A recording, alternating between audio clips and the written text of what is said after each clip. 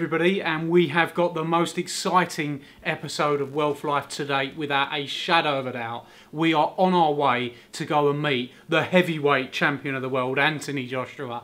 We've got a group of 20 of my clients that are going to be personally introduced to Anthony, get a photo with him that we've been with earlier in the day doing a great mastermind. So I'm going to be interviewing Anthony on stage, asking him some questions about business. I'm absolutely buzzing. Cannot wait to go and meet Anthony and have a fantastic time tonight. So you're going to be following this episode today where we go to the venue, we go have our 3-course meal, we meet loads of cool people and we interview the champ.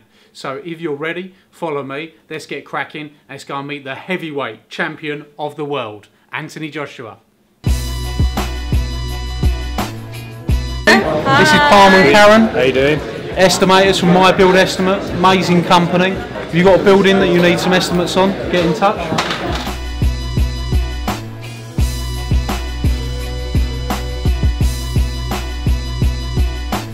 On our way now to go and meet the champ, heavyweight champion of the world. Got my man Dan with me. Going to the black tie doing his blue suit. Standard.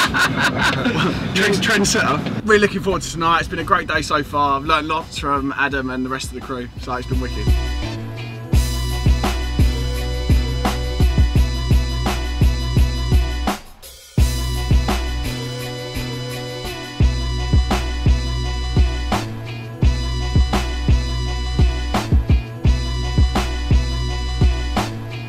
Very excited to be here. Look at this fella, get him in the shot. Very excited to be here, and Joshua experience. We've met the big man, haven't we, already? Met the big man, and he's a big man. He is a big man. Jesus, he's up here, even the hair couldn't overtake Joshua.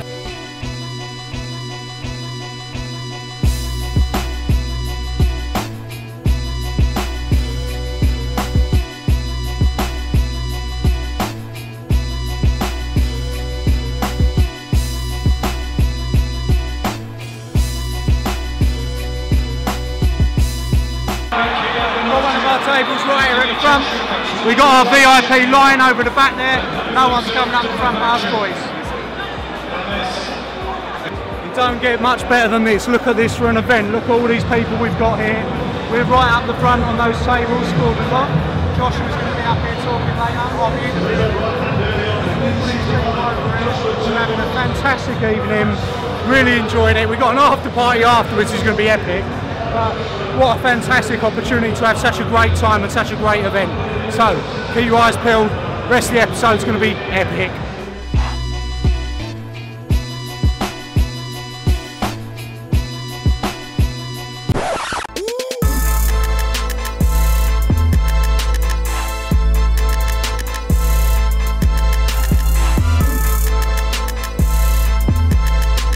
And now, ladies and gentlemen, we've reached the main event of the evening. Weighing in 17 stone, 12 pounds and 2 ounces in his last fight, with a fight record of 90 wins, 19 knockouts. Introducing the WBA, the IBF and the OBO heavyweight champion of the world. Let's make some noise. Let's make some noise for Anthony Joshua!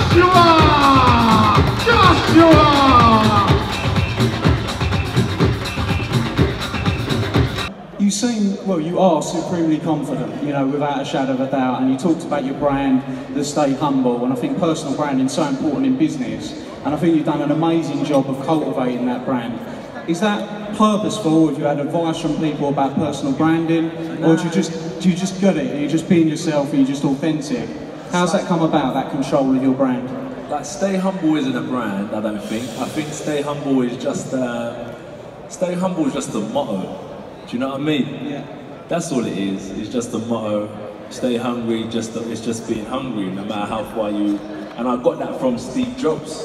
You know, one of the Apple owners. I got that years ago from Steve Jobs. It's just stay hungry, stay motivated. So it's more of just a motto.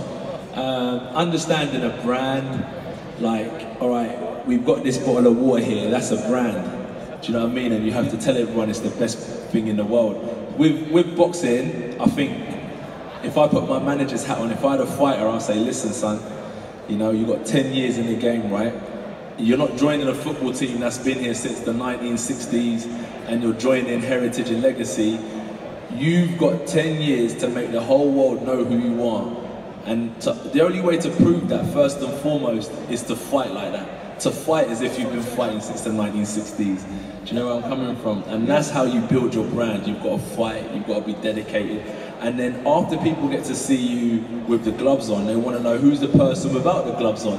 And then they get to know you. And that's what Gareth said, is that the microphone is one of the most powerful tools to a fighter, because people then get to know you as a person. And listen, not everyone's going to like you and not everyone's going to love you, but I think people will always appreciate you sooner or later if you're true to yourself.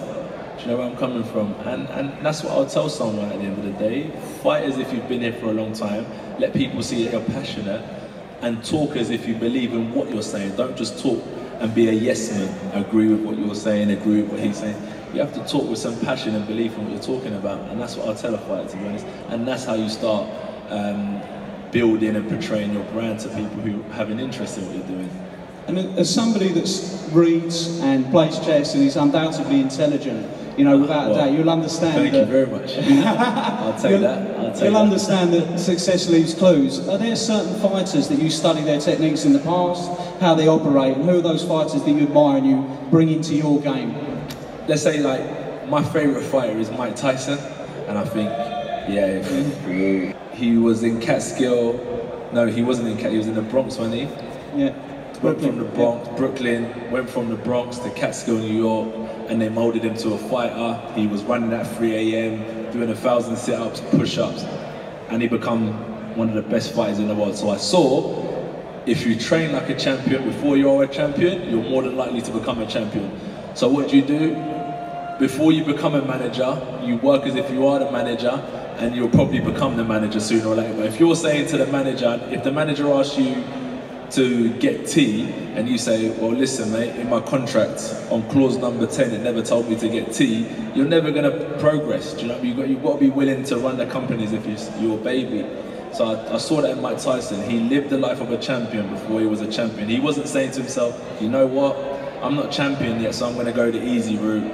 I'm not going to do 10 miles today because I'm only fighting a novice. I'm only doing 3 rounds. He was running 10 miles well before he was fighting 12-round fights.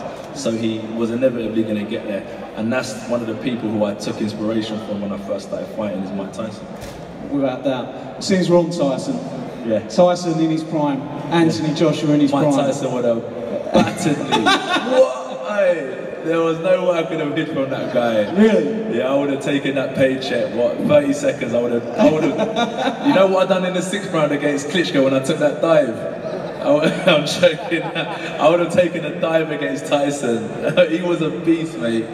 He was a beast. I give all credit and respect to Tyson, because even now, Tyson's like 40s, going on 50s. I still remember Tyson as like the young 21-year-old. He was that good and made such an impact in the sport of boxing. Yeah, it was amazing. He is amazing. Who's your favourite fighter? Pardon? Who's your favourite fighter? Tyson has been traditionally my historic favourite fighter, and you know, you are my favourite fighter at the moment. I was at Wembley. I'll take that as well. 2 of your gloves in my house, you know. My head's not going to be able to fit through the door in a minute. No, because it's the passion you fight with. It's the fact that you go out there and you want to beat that man.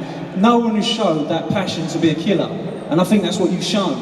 And that does inspire people, you know, without a shadow of a doubt. What are you going to do if Tyson Fury dresses up a Batman at your press launch and goes after you? What are you going to do at that point? I'm going to do this. I don't know. You're not going to knock him out? No. He's entertaining. We need Tyson Fury back. Yeah. We need him back. Cool. You know. So yeah, good luck to him. Yeah. Brilliant. Thanks, Andy. Great to have a chat with you, man. Good stuff. Thank you very much.